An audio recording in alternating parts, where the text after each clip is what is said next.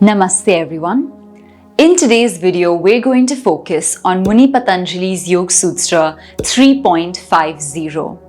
Now in this particular Yoga Sutra, Muni Patanjali is talking about achieving the highest degree of vairagya or detachment towards the previous two powers of omnipotence and omniscience. Now when a yoga sadhak is able to, pass over even these powers, he or she starts moving closer and closer to Kaivalya. So now that we know the overall gist of the sutra, let's deep dive into the sutra itself, start breaking it up word by word and understanding what the exact meaning of the sutra is all about. So the sutra itself goes, Tada vairagyadapi dosha bija kshaye kaivalyam. So this is the sutra itself. Now let's start breaking it up word by word and understanding what exactly it's trying to communicate. So the first word here is tad, which refers to about that, or herein those are. And then it kind of continues forward. So that is the first section. Then coming to the next word, we have vairagya, which of course is something we had studied right in Sutra 1.12, 13, 14, all those where we were studying about vairagya, detachment, and we studied it more in detail in 1.15. So now let's go to the next word, which is api. Api means even. Then coming to the next word, which is dosha. Dosha refers to a defect or a deficiency. It's very often used even in Vedic astrology, but it's really interesting. So dosha. Then coming to the next word, which is bija, and bija means a seed. And then finally coming to the next, which is kshaye. Kshaye or kshaya refers to the disappearance or the removal of.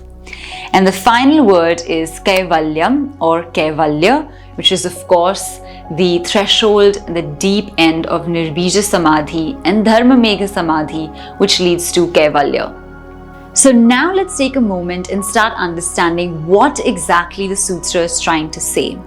So the sutra is telling us that through this detachment, through this development of vairagya, we actually now are a little bit disconnected from the powers. We're not hankering after them. We're not, enticed by them. We're able to kind of give them up in a way. And because of our ability to do so, we are now able to give up even the defects that arise within us because of our ignorance, because of our lack of knowledge. And when we give up those mental, spiritual defects, then we come straight towards Kaivalya. So this is a really important sutra, so beautiful, so well written, but so important to understand. So let's deep dive now into the sutra and start understanding what it's all about.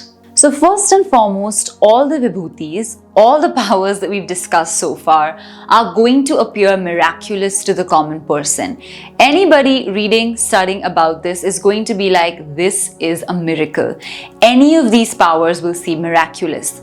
But you can imagine how miraculous the powers of omnipotence and omniscience are.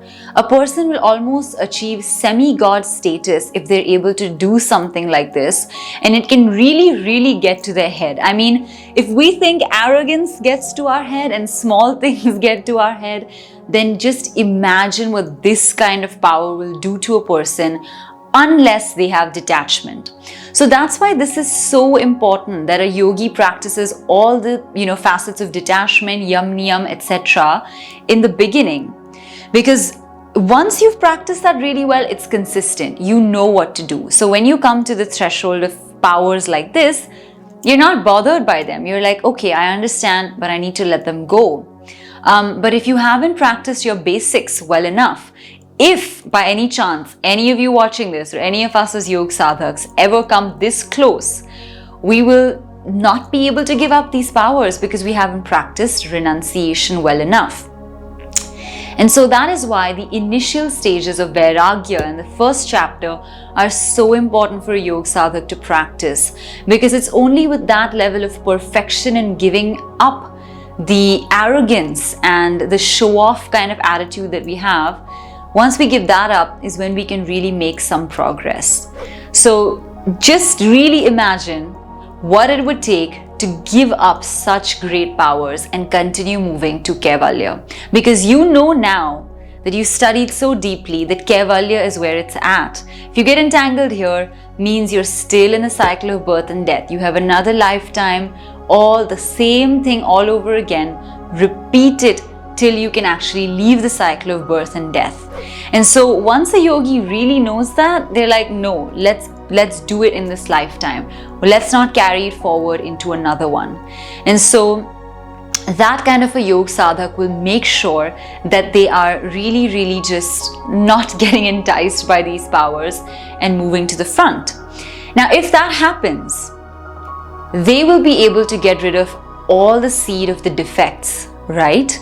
And if you remember, all defects or all mental and spiritual impediments arise because of avidya or a lack of knowledge.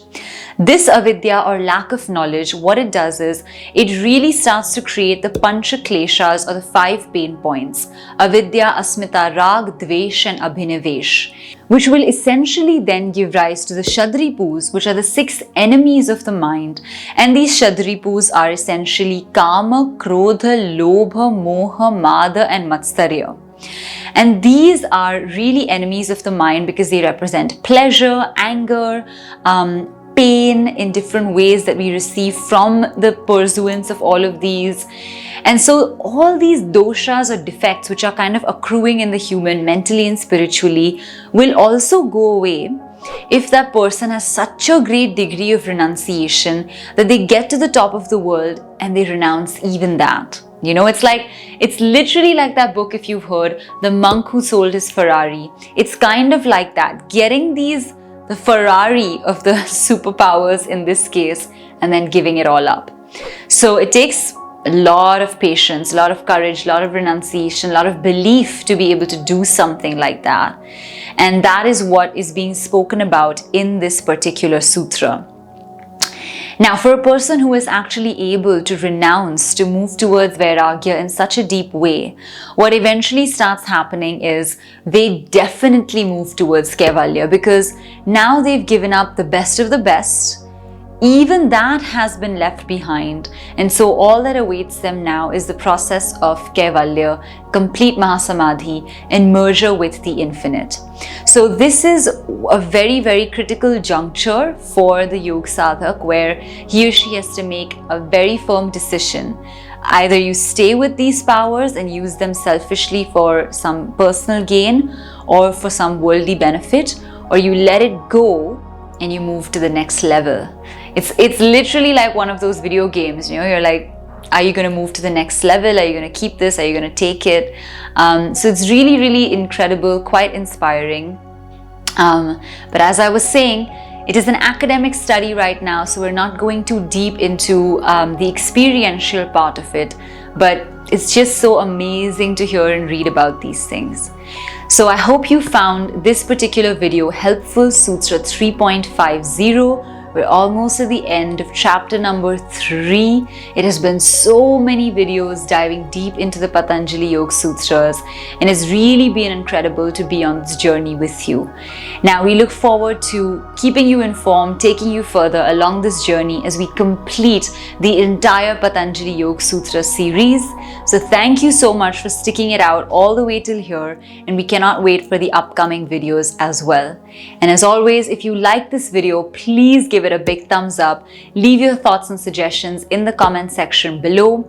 Share this video with your friends and family, especially those who are studying or who are learning about the Yoga Sutras and yoga philosophy. And do subscribe to our channel because we release new videos every single week. And now we can't wait to see you in the next class, course or workshop, links for which are in the description, and we cannot wait to take you further on this journey. So looking forward to seeing you very soon. Until then, take care, keep practicing, and we'll see you in the next one. Namaste.